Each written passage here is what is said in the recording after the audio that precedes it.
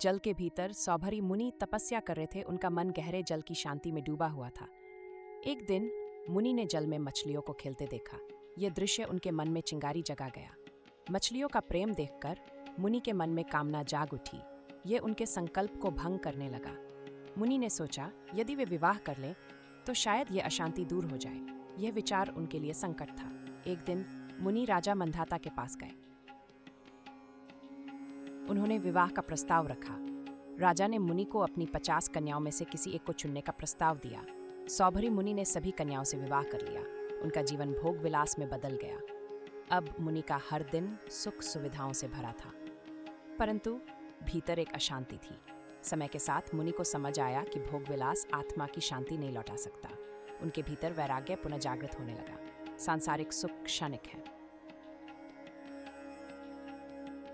सौभरी मुनि ने अपने परिवार के साथ सांसारिक बंधनों को त्यागने का संकल्प लिया। उन्होंने भगवान विष्णु की आराधना में लीन रहने का निर्णय लिया। उनकी पत्नियां भी उनके निर्णय में सहमति में थीं। वे भी भगवान की शरण में जाने का निश्चय कर चुकी थीं। सौभरी मुनि ने साधना का मार्ग अपनाया। उनका जीवन एक नए अध्याय में प्रवेश कर गया। इस बार उनकी साधना और भी गहन थी। उन्होंने केवल भगवत भक्ति के माध्यम से शांति की खोज की। भगवत धाम की ओर बढ़ते हुए मुनि ने आत्मा की शांति प्राप्त की। सौभरी मुनि की कथा हमें सिखाती है कि आत्मा की शांति सर्वोच्च है।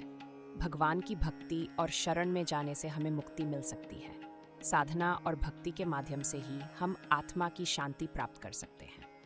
इस कथा से हमें यह समझना चाहिए कि भौतिक सुख क्षणिक है।